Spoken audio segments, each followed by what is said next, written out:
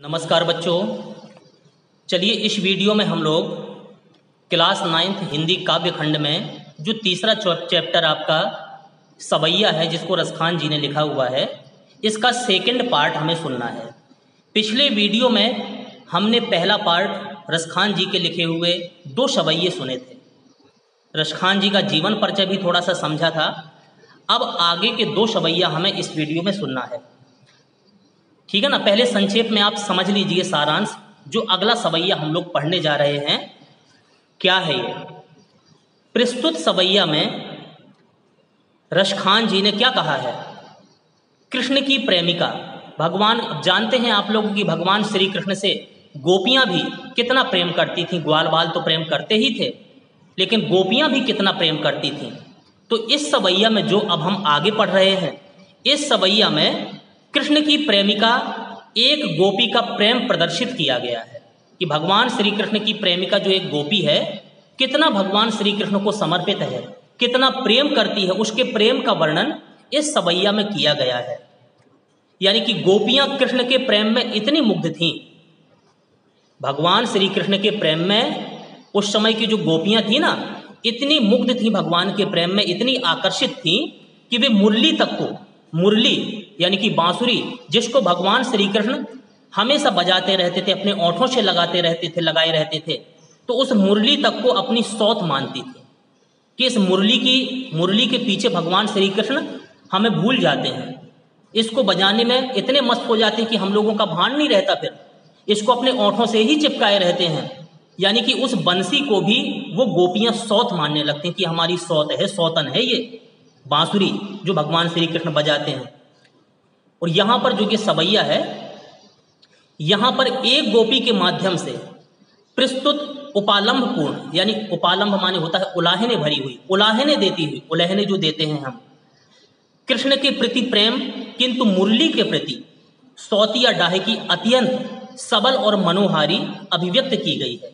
बहुत ही सुंदर वर्णन रसखान जी ने यहाँ पर किया है कि एक सखी दूसरी सखी से कुछ उलाहना देते हुए, भगवान श्री कृष्ण का उलाहना देते हुए क्या कहती है। उस मुरली के पीछे, उस बांसुरी के पीछे कृष्ण का वेश धारण करती हुई गोपी कहती है, भगवान श्री कृष्ण का इतने प्रेम में मग्न है गोपियां कि पूरी तरीका से वो भगवान श्री कृष्ण के प्रति आकर्षित हैं। जो भगवान का स्वरूप है, जो जो चीजें भगवान पहनते हैं, वो सारी चीजें वो धारण करना चाहती हैं गोपियां, सब कुछ पहनना चाहती हैं उनके प्रेम में। भगवान श्री कृष्ण का पूरा वेश बनाना चाहती हैं वो गोपियां, लेकिन सारे कुछ काम करना चाहती हैं, लेकिन एक काम नहीं करना चाहती हैं। क्या काम? बांसुरी अपने मुंह पर नहीं रखेंगी। भगवान श्री कृष्ण देखो पीतांबर धारण करते थे, तो वो पीतांबर भी पहनती हैं, प्रेम में इतनी पागल है कि नहीं। जैसे क्रियाकलाप श्री कृष्ण किया करते थे, वो सारे सॉन्ग, वो नाटक, सब कुछ गोपियां करना चाहती हैं। और कहती हैं एक गोपी की, हम सिर्फ एक काम नहीं करेंगे, इस सौत को जिसको बजाने पर भगवान श्री कृष्ण सबकी याद भूल जाते हैं, इतने मस्त हो जाते हैं, हमेशा अपने ओंठों पर लगाए रहते हैं, मैं इसको धारण नहीं करूंगी। और पूरी तरीका का नाटक, पूरी तरीका का सॉन्ग, पूरे तरीका का रूप धारण मैं कृष्ण का कर सकती हूँ, लेकिन बंसी को धारण नहीं करूंगी। इतने प्रेम में पागल हैं भगवान श्री कृष्ण के वो गोपियां, ठीक है। तो कितनी प्रेम में भावुक होकर के वो गोपियां क्या कर रही हैं, कैसा रूप धारण कर रही हैं, वो क्या कहती हैं, यहां पर रसखान जी ने उसका वर्णन किया हुआ है। आप लोग ध्यान से सुनिए क्या कहती हैं। मोर पखा सिर ऊपर ही राखी हो, मोर पखा सिर ऊपर राखी हो। यानी कि भगवान श्री कृष्ण को पूरी तरीका से गोपियों ने समर्पित कर दिया है, अपने को पूरी तरीका से भगवान के प्रेम में डूब चुकी हैं।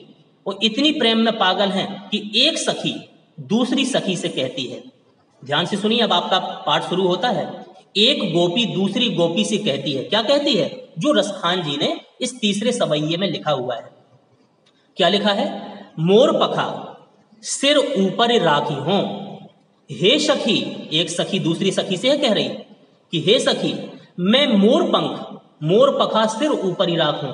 मोर पखा माने मोर के पंख को, सिर माने सिर के, ऊपर माने ऊपर, राखियों माने रख लूंगी। जैसे भगवान श्री कृष्ण अपने मस्तक पर मोर का पंख धारण करते थे, उसी प्रकार से हे सखी, मैं मोर पंख को भगवान श्री कृष्ण से मैं इतना प्रेम करती हूं कि उनके प्रेम में मैं मोर पंख को सिर पर धारण कर लूंगी, सिर के ऊपर रख लूंगी।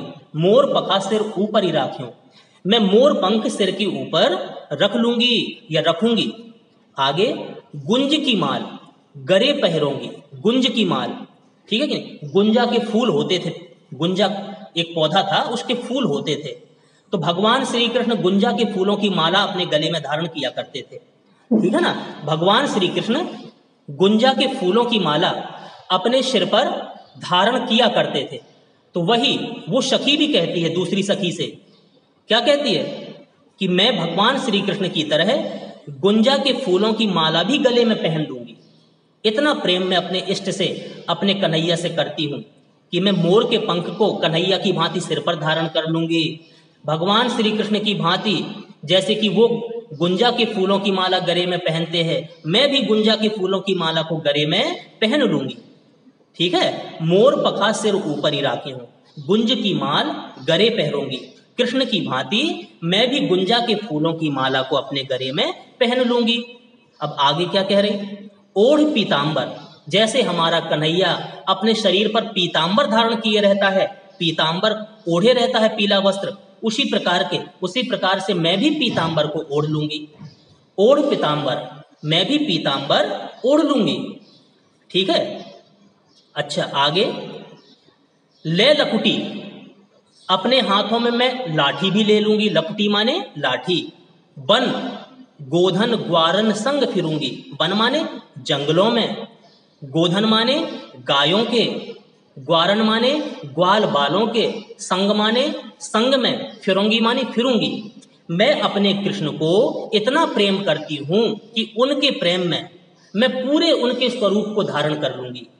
यानी क्या कहा, मैं मोर के पंख को अपने सिर के ऊपर रख लूंगी, गुंजा के फूलों की माला कृष्ण की भांति जैसे कृष्ण पहनते हैं उनकी भांति गुंजा के फूलों की माला को भी मैं अपने गले में धारण कर लूंगी। और कन्हैया की भांति पीतांबर भी मैं अपने शरीर पर धारण कर लूंगी, पीतांबर भी ओढ़ लूंगी और अपने हाथों में लाठी लेकर के वन गोधन ग्वारन संग फिरूंगी, जंगलों में गायों के और ग्वाल बालों के संग में मैं घूमती फिरूंगी।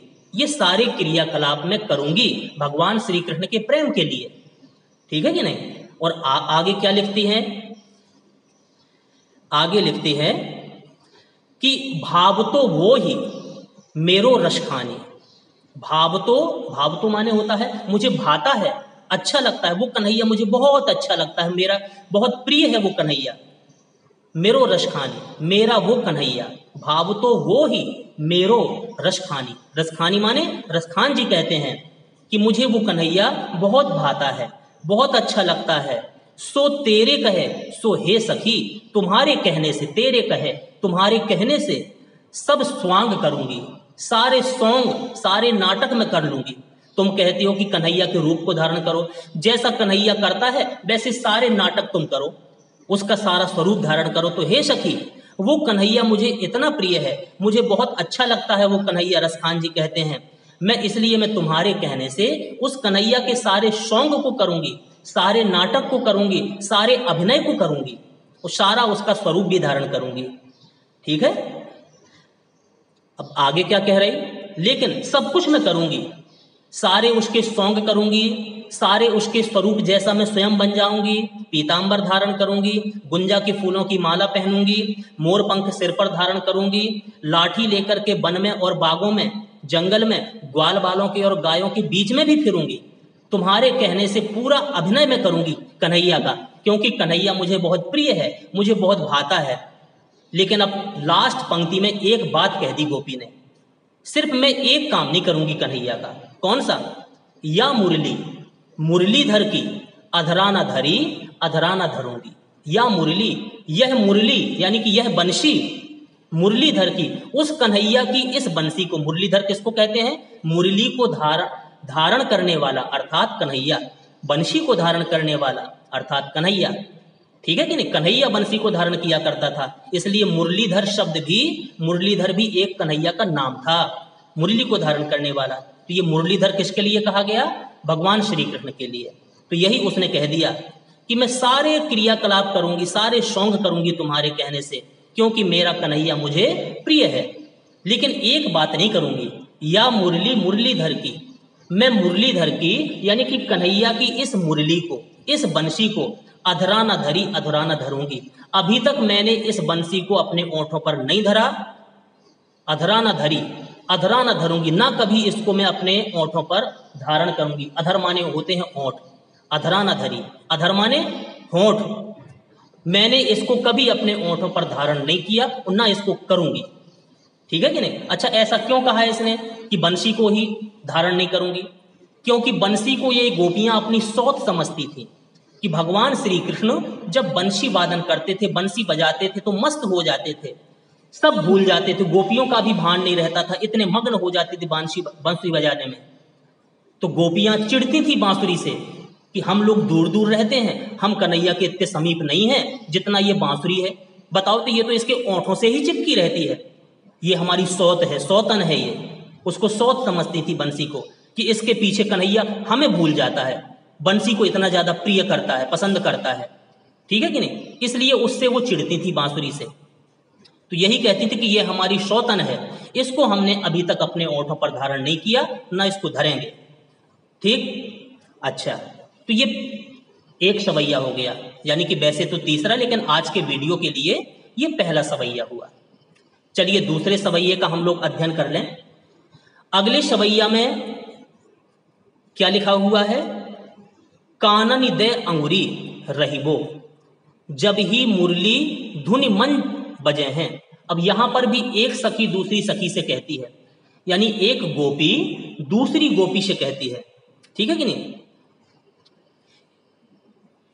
क्या कह रही कि कानन दे अंगुरी रहिबो, काननी माने कानों में, दय माने दे करके, अंगुरी माने अंगुली, रहिबो माने रहेंगे।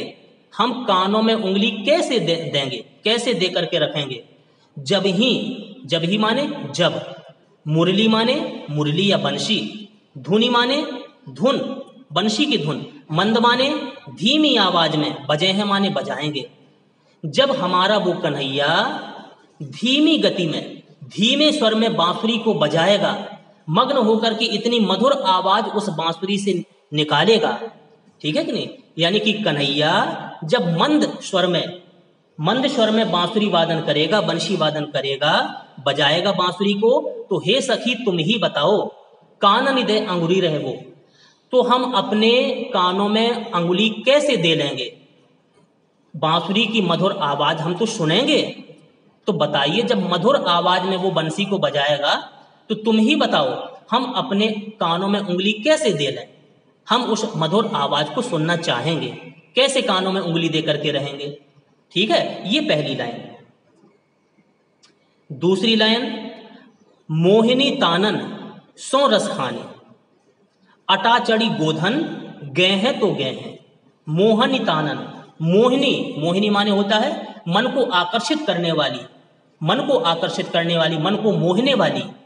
तान माने स्वर में, रसखानी माने रसखान जी कहते हैं, रसखान जी कहते हैं। अटा चढ़ी, अटा माने होती हैं जैसे गांव में अटारियां होती हैं, अट्टालिकाएं, छज्जे इत्यादि निकले रहते हैं तो वो अटारियां कहलाती हैं, अट्टालिकाएं। तो मोहिनी तान, मधुर आवाज में, मधुर तान में, रसखान जी कहते हैं। अटा चढ़ी गोधन, अटारियों पर चढ़ेंगे हम लोग, अटारियों पर चढ़ जाएंगे। गोधन गए हैं तो गए हैं, गोधन माने गायों को चराते वक्त या गायों को विचरण कराते वक्त जो ग्वाल बाल लोग गाना गाया करते हैं, वो गोधन गीत कहलाते हैं, गोधन गीत कहलाते हैं। ठीक है कि नहीं?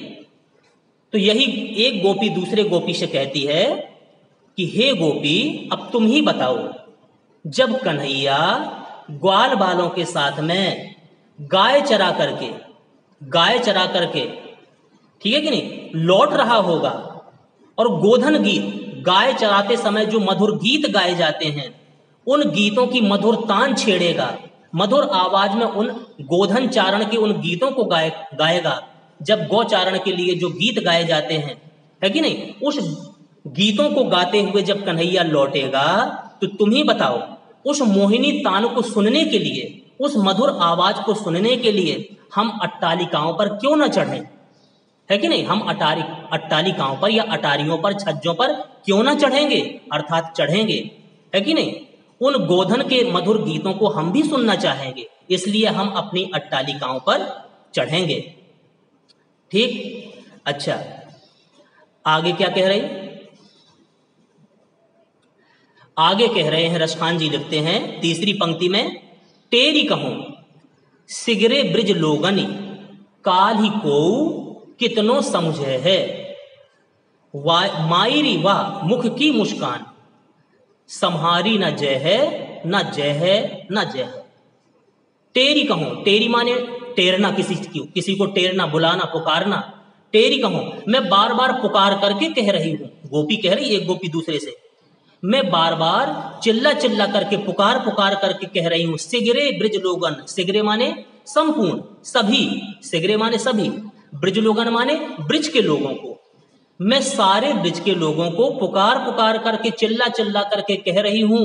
सुन लो क्या कह रही हूं, काल ही को कितनो समझे है, काल, काल माने कल, को माने कोई, कितनो समझे, मुझे कोई कुछ ना कहे, कुछ ना समझाए, कल कोई मुझे कुछ ना समझाए ना मुझे कुछ कहे, मैं ये चिल्ला चिल्ला करके सारे ब्रिज के लोगों को कह रही हूं। अब क्या ना कहे, सुन लीजिए आगे की लाइन में कि मायरी वाह मुख की मुस्कान, सम्हारी न जय है न जय है न जय है। मायरी वाह मुख की मुस्कान, जब मैं कन्हैया को देखूंगी, जब मैं गाय चराते हुए लौटते हुए उस कन्हैया के मुख को देखूंगी, तो मायरी वाह मुख की मुस्कान, अगर वो मुझे देख करके मुस्करा गया, उसको हंसी आ गई, मुझे देख करके उसके ओंठों पर हंसी फैल गई, तो वह मुख की मुस्कान, उस कन्हैया के मुख की मुस्कान को देख करके, ठीक है कि नहीं, कन्हैया के उस मुख की मुस्कान को देख करके, सम्हारी न जय है न जय है न जय है, यानी कि मेरी मुस्कान भी, मेरी हंसी भी फिर नहीं संभलेगी। यानी कि कन्हैया अगर मुस्कराएगा मुझे देख करके, तो उसके मुस्कान को देख करके मुझे भी मुस्कराना आ जाएगा, मैं भी हंस पड़ूंगी, मेरा हंसना संभलेगा नहीं, सम्हारी न जय है न जय है न जय है, यानी कि मेरी हंसी भी फिर नहीं संभलेगी। यानी कि उसकी मुस्कान के पीछे उत्तर देने के लिए, उसकी मुस्कान का उत्तर देने के लिए मुझे भी मुस्कराना होगा। ठीक है कि नहीं? तो ये बात मैं आज चिल्ला चिल्ला करके सारे ब्रिज के लोगों को कहे देती हूं कि काल कोई मुझे कुछ ना कहे, ना कुछ समझाए, भला बुरा कुछ भी ना कहे कल, क्योंकि कन्हैया जब गाय चराते हुए लौट रहा होगा, अगर उसके होठों पर, उसके मुख पर मुस्कान होगी, तो उसकी मुस्कान को देख करके उसका उत्तर देने के लिए मुझे भी मुस्कराना पड़ेगा, यानी मुझे भी हंसना पड़ेगा, इसलिए कल कोई मुझे कुछ बुरा भला ना कहे, ये गोपियां कहती हैं। ठीक है ना? तो ये दो आपके जो रह गए थे ये हुए। चलिए इनके पूरे के एक बार फिर से हम व्याख्या सुन ले, सारांश सुन ले संक्षेप में, जो दोनों आज पढ़े हैं। ठीक है ना? पहला जो पढ़ा है मोर पखा सिर, इसको सुन लीजिए, किताब देखते जाइए, समझते जाइए।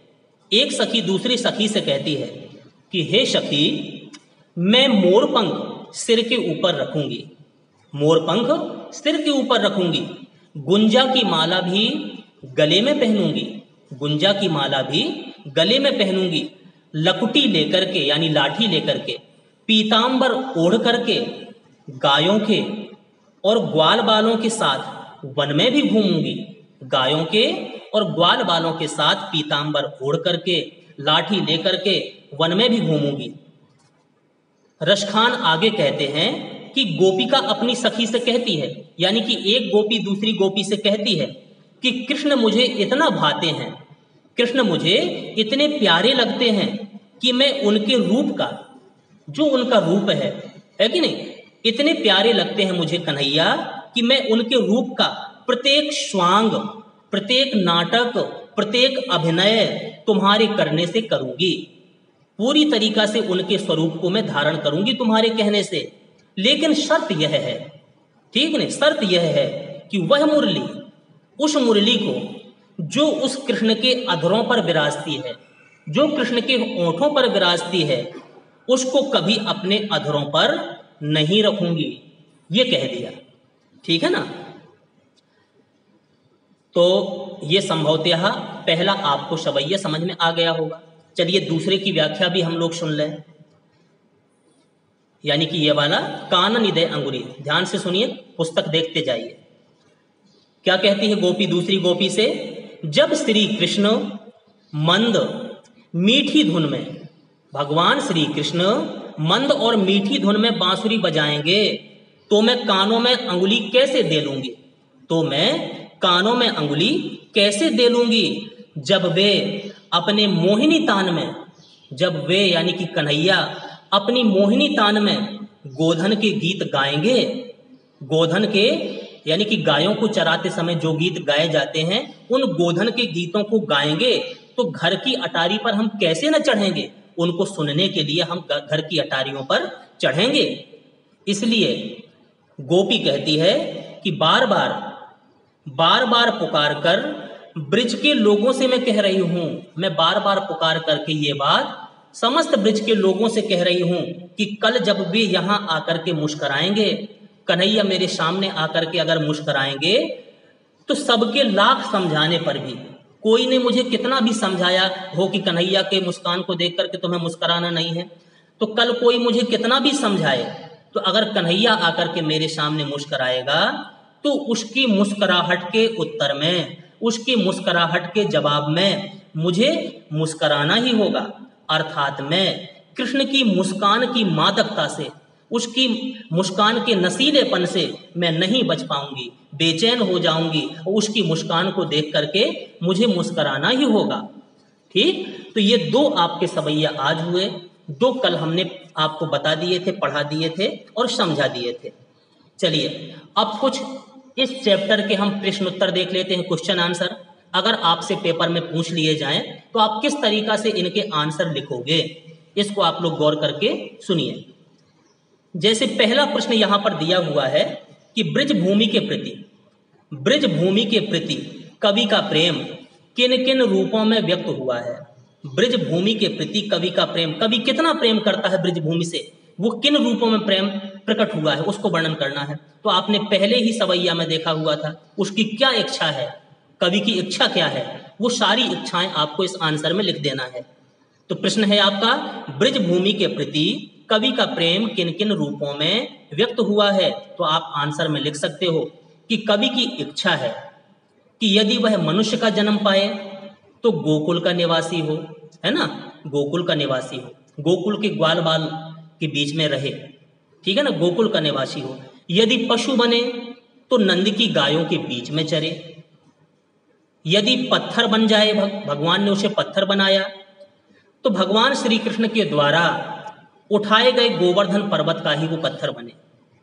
यदि पक्षी का जन्म उसको मिले तो उसकी इच्छा, उसकी अभिलाषा यह है कि यमुना के तट पर, यमुना के पास में स्थित कदम्ब की डालों पर उसका बसेरा हो, वहां उसका निवास हो, जिसके नीचे भगवान श्री कृष्ण बंशी वादन किया करते थे, है ना। तो इस तरीका से आप इस प्रश्न का उत्तर लिख सकते हो कि ब्रिज भूमि के प्रति कवि का प्रेम किन किन रूपों में, कितना प्रेम है, वो क्या चाहता है, वो सारा वर्णन लिख दिया। उसकी अगले जन्म में ये इच्छा है कि ब्रिज में ही सारे कार्य वो करना चाहता है, ये प्रेम प्रकट हुआ है। ठीक, चलिए अगला प्रश्न, दूसरा प्रश्न उठता है, यदि ये प्रश्न आपके पेपर में पूछा जाए कि कवि का ब्रिज के वन, ब्रिज के बाग और ब्रिज के तालाब को निहारने के पीछे क्या कारण है, वो क्यों निहारना चाहता है, कारण क्या है, ब्रिज के वन बाग और तालाब को निहारने के पीछे क्या कारण है, उस कारण को आपको व्यक्त करना है, लिख देना है।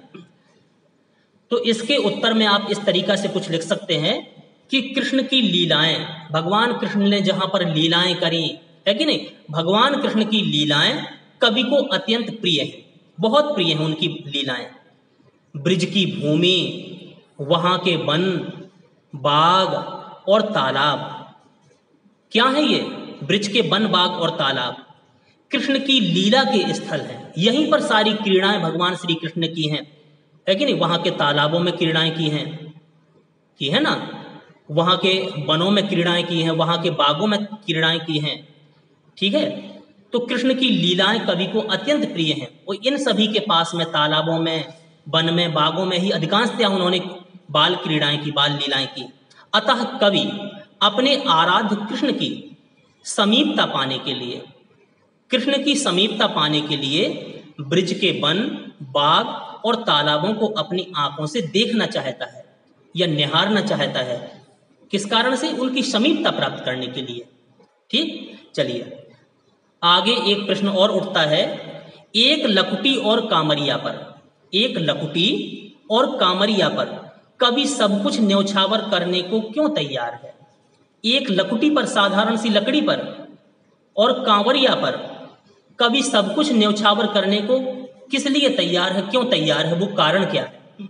तो इसके उत्तर में आप लोग लिख सकते हो कि एक लकुटी और कांवरिया पर कभी सब कुछ न्यौछावर करने को इसलिए तैयार है, इसलिए तैयार है कि दुनिया के अन्य साधनों में उसे वह शांति नहीं मिलती है। दुनिया के कितने भी सुख साधन उसको मिल जाएं, लेकिन वो शांति नहीं मिलती है दुनिया के सुख साधन में जो भगवान श्री कृष्ण के समीप स्वयं को ले जाने से प्राप्त होती है कि नहीं? भगवान के प्रति समर्पित हो जाने में जो शांति मिलती है वो दुनियादारी में शांति प्राप्त नहीं होती है। तो यही कहने का आशय है कि इसलिए सब कुछ न्यौछावर करना चाहता है कवि लकुटी पर और कामरिया पर, क्योंकि दुनिया के अन्य साधनों में उसे वह शांति नहीं मिलती जो कृष्ण के समीप स्वयं को ले जाने में प्राप्त होती है।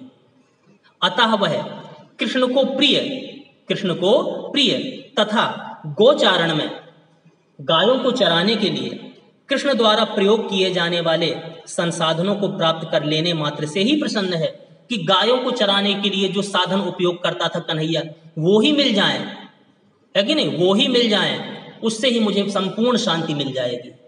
उसे कृष्ण प्रेम के अतिरिक्त अन्य किसी वस्तु की कोई आवश्यकता नहीं है मैं, ठीक है ना? इसलिए वो सब कुछ न्यौछावर करने को तैयार है, क्योंकि और कहीं किसी चीज में उसको शांति नहीं मिलती है जितनी भगवान श्री कृष्ण की समीपता में उसको शांति मिलती है। अगला प्रश्न है, आप लोग सुन लीजिए। सखी ने गोपी से कृष्ण का कैसा रूप धारण करने का आग्रह किया? सखी ने गोपी से कृष्ण का कैसा रूप धारण करने का आग्रह किया है, इसको अपने शब्दों में आपको लिखना है या वर्णन करना है।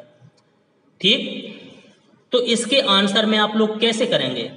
सखी ने गोपी के सिर पर, सखी ने गोपी से सिर के ऊपर मोर पंख रखने के लिए आग्रह, काय का आग्रह किया है वो लिखना है।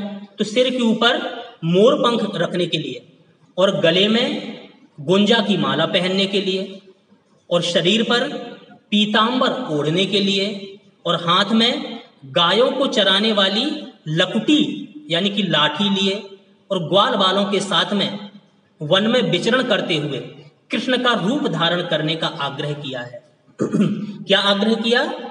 यानी कि सखी ने गोपी से ये आग्रह किया है कि वह क्या करे? अपने सिर पर मोर पंख का मुकुट धारण करे, मोर पंख धारण करे सिर पर, गले में कृष्ण की भांति गुंजा की माला पहने, और शरीर पर कृष्ण की भांति पीतांबर ओढ़े, और अपने हाथ में लाठी लेकर के, ठीक है, लकटी लेकर के वन में ग्वाल बालों के साथ में कृष्ण का रूप धारण करते हुए विचरण करे, ये आग्रह किया। ठीक, चलिए छोटे छोटे से 2 प्रश्न और हम सुन लें। अगला प्रश्न आपका लिखा है कि आपके विचार से कवि पशु पक्षी और पहाड़ के रूप में भी, पशु पक्षी और पहाड़ के रूप में भी कृष्ण का सानिध्य क्यों प्राप्त करना चाहता है? चाहे पशु बने, पक्षी बने, पहाड़ बने, लेकिन उसको कृष्ण की समीपता ही चाहिए, क्यों? तो इसमें आप लोग लिख सकते हैं कि कृष्ण के प्रति अनन्य प्रेम के कारण, उसके मन में भगवान श्री कृष्ण के प्रति अनन्य प्रेम है।